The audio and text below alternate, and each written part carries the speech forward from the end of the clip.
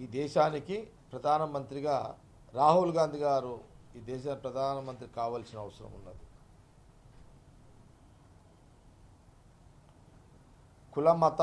కుల మతాలకు అతీతంగా దేశ ప్రజలు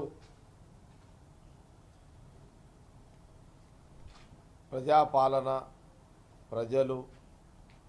ప్రజల ఆర్థికాభివృద్ధి, వ్యవసాయపరంగా అభివృద్ధి చెందడము, లేదా దాంతోపాటు ఉద్యోగ అవకాశాల కల్పన, దాంతోపాటు ఇండస్ట్రియల్ డెవలప్మెంటు, పట్టణాభివృద్ధి, గ్రామాభివృద్ధి, ఇవన్నీ కూడా సంపూర్ణంగా జరగాలంటే ఈ దేశానికి ప్రధానమంత్రిగా రాహుల్ గాంధీ గారు ఇప్పుడున్న పరిస్థితుల్లో కావాల్సిన అవసరం ఉన్నది. దేశ ప్రజలు ఆలోచన చేయాలి, మనమందరం కూడా ఆలోచన చేసుకోవాలి, చేయాలి. అది కూడా రాహుల్ గాంధీ గారు ప్రధానమంత్రిగా ఏ రకంగా కావాలంటే ఒక 300 పార్లమెంటు మెంబర్లను గెలిపించి, దేశ ప్రజలు 300 ఎంపీలను గెలిపించి ఈ దేశానికి రాహుల్ గాంధీ గారిని వచ్చే ఎన్నికల్లో ప్రధానమంత్రిగా చేయాల్సిన బాధ్యత ఈ దేశం యొక్క ప్రజలు ఆలోచన చేయాలి. ఆ రకమైన పరిస్థితులు మనం కల్పించాలి. తెలంగాణలో కూడా ఒక 12-13 పార్లమెంట్ సీట్లు, ఆంధ్రప్రదేశ్లో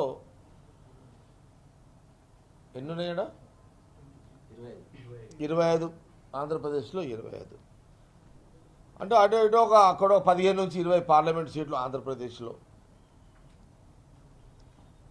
ఆంధ్రప్రదేశ్లో కూడా ఎందుకు అంటున్నా అంటే ఒక మాట సోనియా గాంధీ గారు రాహుల్ గాంధీ గారు రాష్ట్ర విభజన తెలంగాణ ప్రజలు కోరుకుంటున్నారు అన్న సందర్భంలో రాష్ట్రం ఇవ్వడం జరిగింది.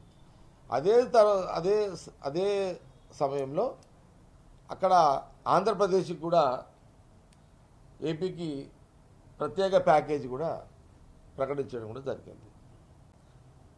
రాష్ట్రం ఇచ్చినటువంటి సోనియా గాంధీ రాహుల్ గాంధీ గారికి ప్రధానమంత్రిగా రాహుల్ గాంధీ గారు అయితే ఆంధ్రప్రదేశ్కి ఆనాడు ఏదైతే స్పెషల్ ప్యాకేజ్ ఉందో, లేదా అక్కడున్న పోలవరం ప్రాజెక్టు కానీ, స్పెషల్ ప్యాకేజ్ కానీ, ఇవన్నీ కూడా రాహుల్ గాంధీ గారు ఆంధ్రప్రదేశ్ ప్రజలు కూడా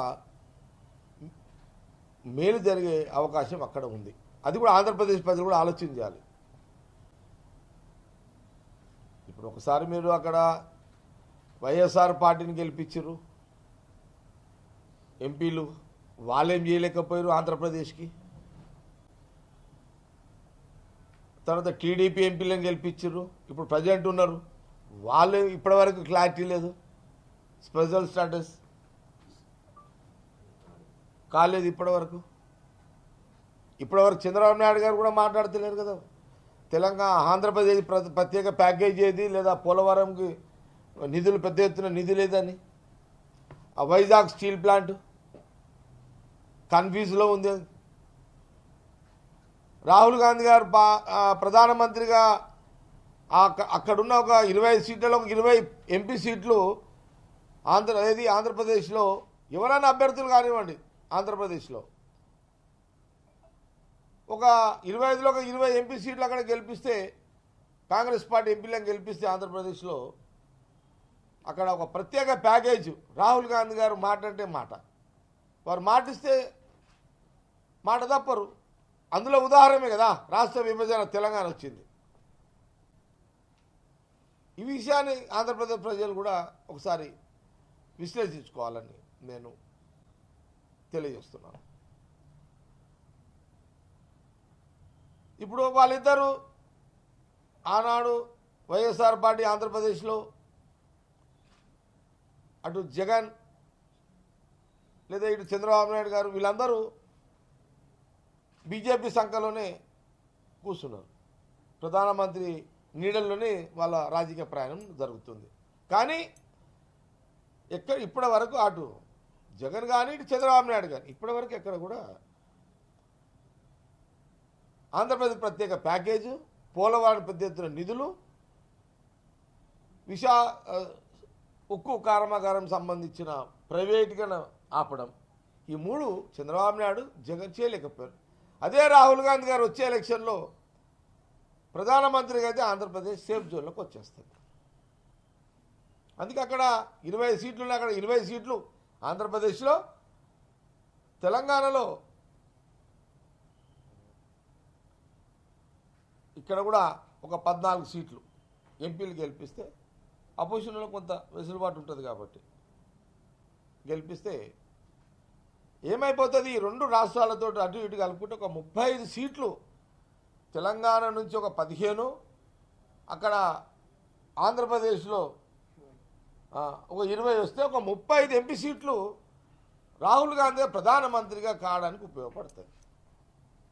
ఇది తెలంగాణ ప్రజలు, ఆంధ్రప్రదేశ్ ప్రజలు ఆలోచించేయండి, చేయాల్సిన అవసరం మనకుంది. తెలంగాణ ప్రజలారా, ఆంధ్రప్రదేశ్ ప్రజలారా, నేను ఒకసారి 11 సంవత్సరాలు అయింది ప్రధానమంత్రి మోడీ గారు ప్రధానమంత్రి అయి, వారి 10 ఏళ్ల కాలంలో వారు ఇచ్చిన మాటలో సంవత్సరానికి దేశం మొత్తంలో ఇంక్లూడింగ్ తెలంగాణ ఆంధ్రప్రదేశ్తో కూడుకొని దేశం మొత్తంలో వాళ్ళు ఒక సంవత్సరానికి 2 కోట్ల ఉద్యోగ అవకాశాలు చేస్తామని ఒక మాట ఇవ్వడం కూడా జరిగింది. అది ఎక్కడ కూడా మోడీ గారు ఇప్పటిదాకా అమల్లోకి రాలే. అది ప్రజలకు ఇది ఎందుకు మర్చిపోతున్నారు ప్రజలు అనేది ప్రశ్న. దేశ భవిష్యత్తు, దేశ ప్రజల భవిష్యత్తు, దేశ ప్రజల రైతుల భవిష్యత్తు, దేశ ప్రజల మహిళల భవిష్యత్తు, దేశ ప్రజల యువకుల భవిష్యత్తు బాగుండాలి, మంచిగా ఉండాలి, సంతోషంగా ఉండాలంటే ఈ దేశానికి రానున్న ఎన్నికల్లో రాహుల్ గాంధీ గారు ప్రధానమంత్రిగా కావాలి.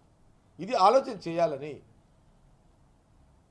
ఇంకా 3 ఏళ్ళు 4 ఏళ్ళు ఎలక్షన్ ఉండొచ్చు, అయినా ప్రజలు ఆలోచన చేయాలి, ఇక నుంచి ఆలోచన చేయాలనేది నేను ఈ సందర్భంగా